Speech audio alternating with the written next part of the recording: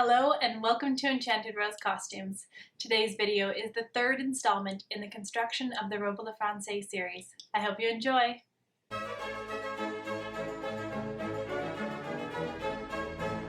With the gown lying flat, I smoothed and pinned the silk to the lining following the center back opening of the lining.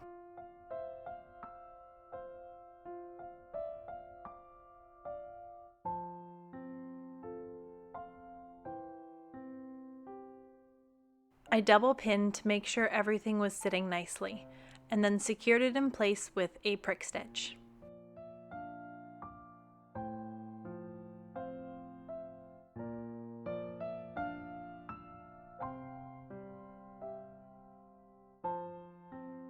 After double checking that the silk and the lining of the front bodice were lying smoothly, I then pinned the back bodice seam in place. While I was pinning, I continued to smooth and double check that the silk was lying smoothly and wasn't puckering or pulling in any places.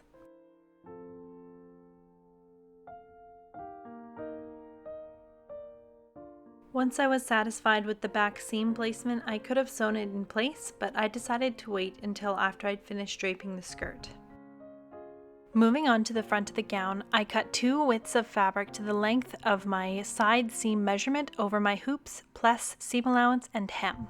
In my case, it was 52 inches. From there, I cut 2 gores. My 2 gores were 17 inches at the bottom and 2.5 inches at the top. This gore can be made narrower along the bottom, but the reason I decided to make mine 17 inches versus a narrower one is because my fabric was 39 inches wide versus the 20 inches wide that would be period correct. Also, if you are planning on making a sack gown, I definitely recommend you do not skip this gore.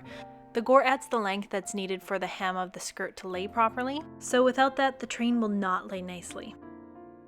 You can see here that I've swapped and then inverted the gores so the right side of the fabric is facing out.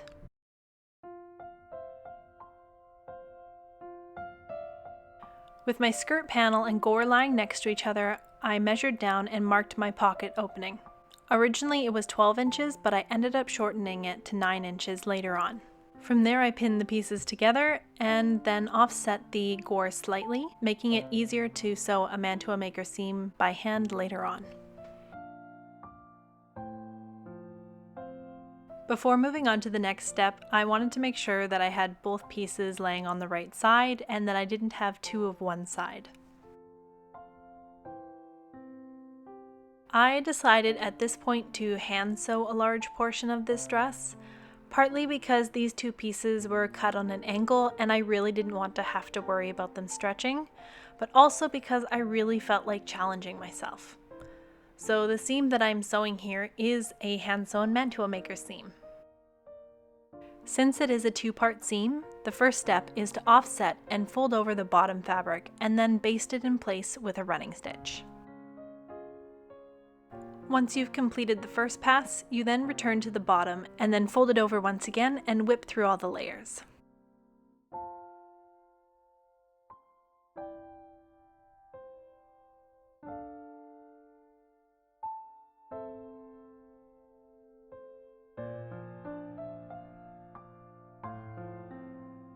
To finish off the pocket openings, I turned over the seam allowance by 1/4 inch and secured it in place with a running stitch.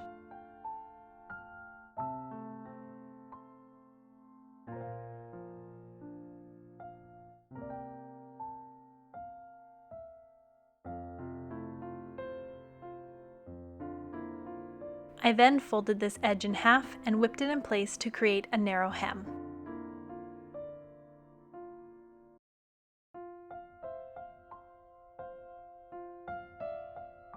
With the hem done, it measured in at 1/8 of an inch.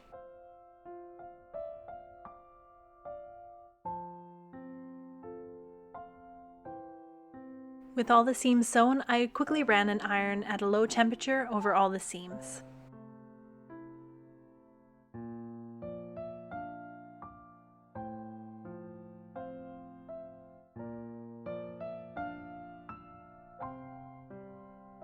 I then attached the gore side of the front panels to the back of the gown, pinning from the waist down. The reason I started from the waist down is because this seam will not match on the gown, as the back of the dress will be much longer. But you don't have to worry because this part will be evened out when you're hemming the dress later on. Because both edges of the fabric have selvages on either side, I don't have to worry about finishing off this edge.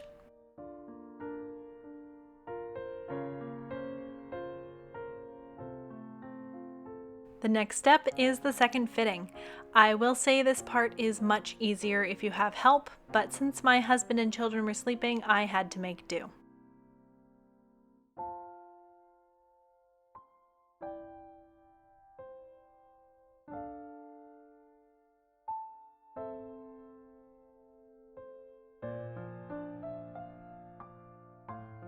Once I was satisfied with the fit of the shoulder straps, I moved on to fitting the front of the skirt. To figure out the front hem length, I let the panel hang straight to the floor and then pinned it to the front point once it was the desired length plus hem allowance. At this point, you can continue pleating the rest of the skirt, but I found it was easier later on when I had it on my mannequin. After carefully removing the gown, I went back to the sewing machine and sewed the shoulder straps in place. I didn't worry about the seam allowance matching at this point because it had just been refitted to me.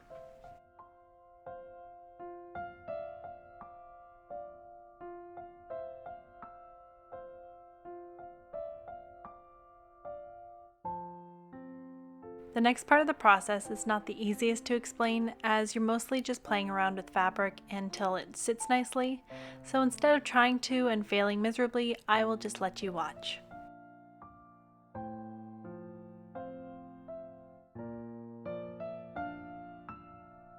I will make a side note that the back portion of the skirt is pinned in between the lining and the silk, while the front portion of the skirt is just pinned over top of the silk, as this is appliqued to the bottom of the bodice later on.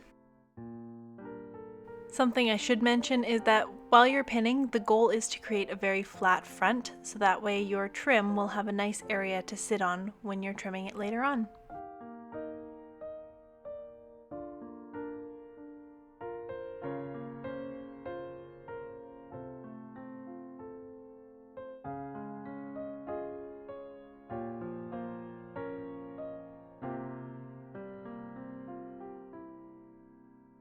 Once the pleats were arranged how I liked them, I then pinned the fabric to the waistline of the bodice.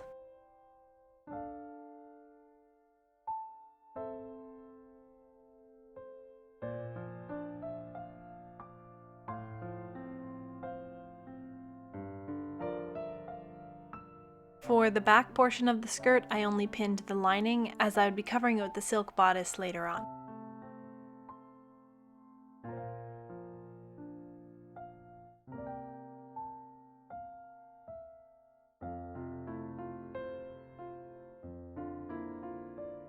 After I'd finished pinning, I marked the waistline with my heat-sensitive pen.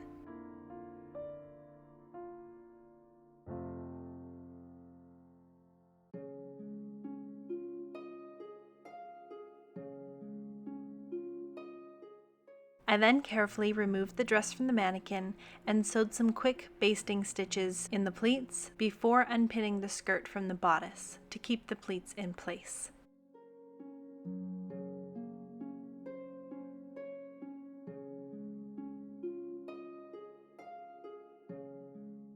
Once I had removed the pins from the front of the skirt and bodice, I moved to the back of the bodice, making sure everything was lying nicely before stitching everything in place.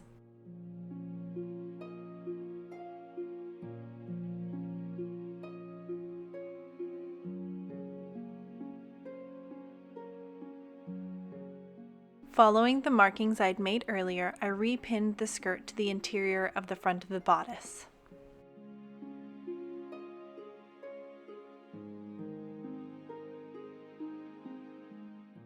Because of how I constructed this portion of the gown earlier, I hand sewed this in place as well instead of using a machine. Historically, the wedge of fabric would not be cut away in case the gown was to be remade into something else in the future, and so I followed suit and just folded the wedge of fabric under once I finished sewing it to the bodice. To secure the back seam in place, I once again used a prick stitch.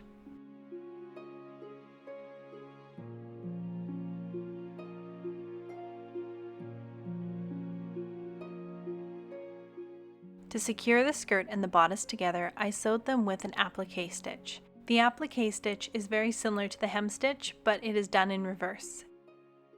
Instead of seeing the diagonal traveling thread, you are seeing a small straight stitch.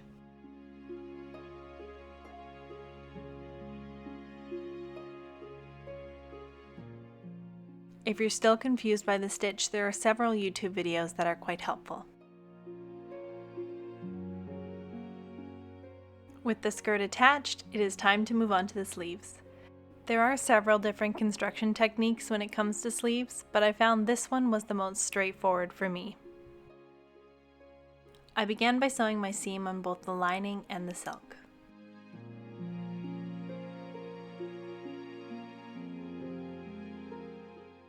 With wrong sides together, I matched the seam and then carefully pinned the lining inside of the silk. Next, I turned up the silk 1/4 of an inch and used a running stitch along the edge to secure it in place for a turned hem.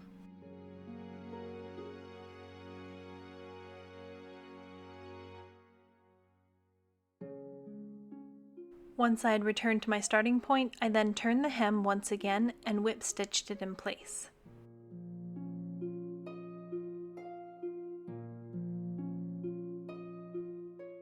With the sleeve hemmed, I matched my mark and then pinned all the way around the lower portion of the sleeve, stopping at the shoulder straps.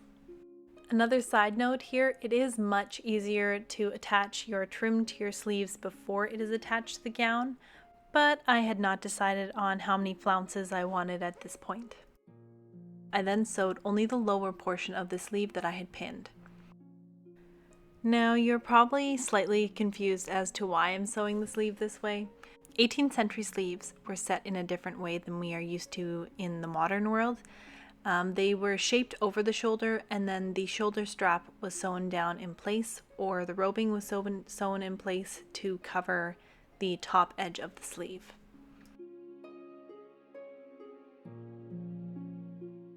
And now it's time for the next fitting.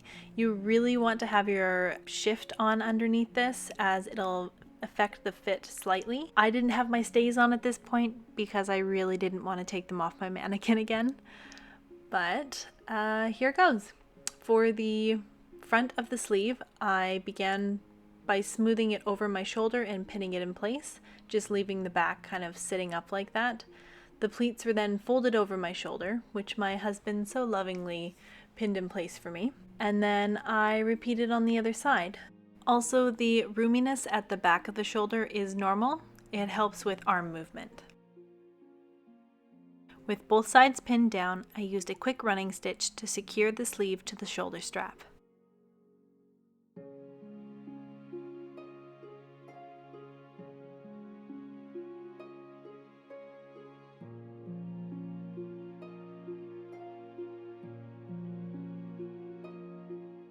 As odd as it is to the modern eye, the interiors of garments weren't always finished, so this step is my way of making my gown slightly prettier on the inside. I decided to fell my seam allowance in the armhole just to help with wear. I only stitched through the lining and not all the way through to the silk. Next up was finishing off the neck of the sacque. There are a couple different techniques you can use to finish off the neck edge, but I decided to use a binding technique. I began by pinning my binding a 1/2 inch away from the edge of the neck.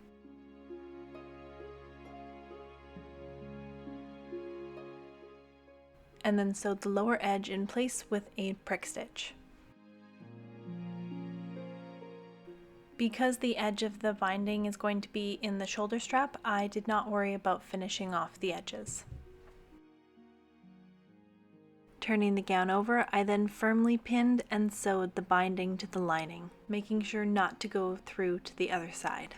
Also, because my binding is on a selvage, I didn't have to worry about finishing the edge here.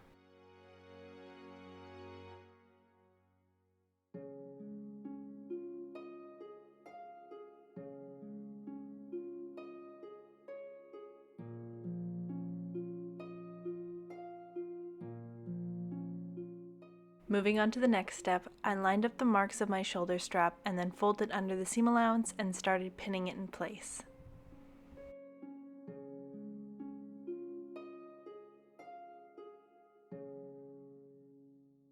When pinning the shoulder straps, you want to make sure that they are actually the same size and finishing at the same point.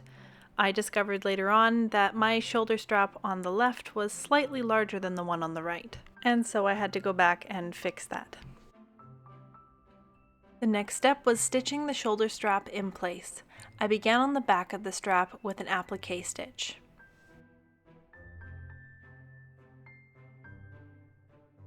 Once I reached the arm's eye, I then switched to a prick stitch. And then I switched back to an applique stitch once I reached the front of the strap.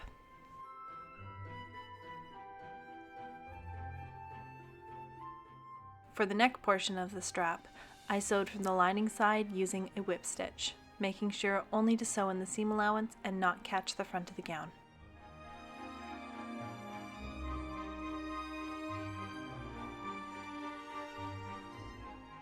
Moving on to evening out the hem of the skirt, I used my French curve and straight ruler to create a gentle curve from the back of the gown to the front. The curve did not fully reach the center back of the gown, but started about 10 inches away from the center back.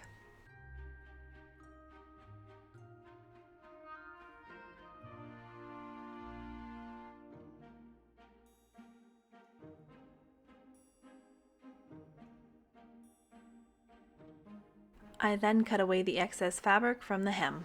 And like a good 18th century mantua maker, I saved this fabric and ended up using some of it for trim.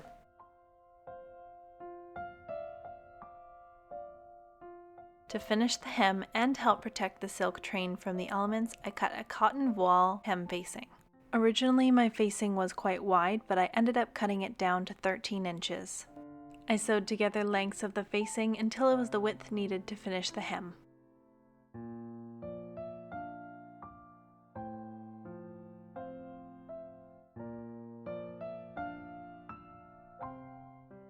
With right sides together, I then pinned the facing to the bottom of the gown.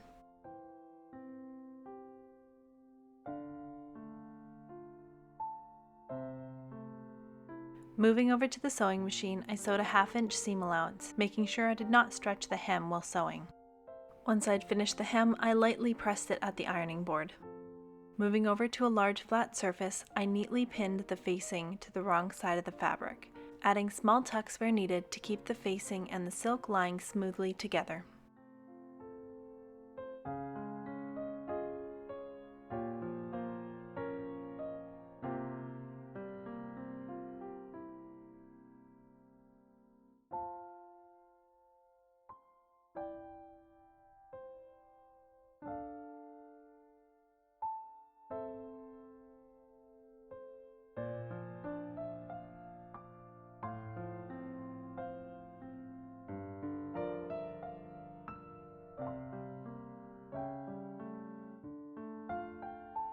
I then attached the facing to the silk with a herringbone stitch, trying to keep my stitches as invisible to the outside as possible.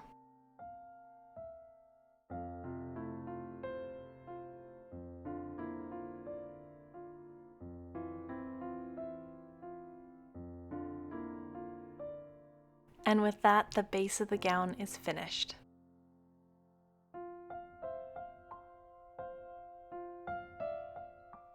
I hope you've enjoyed today's video.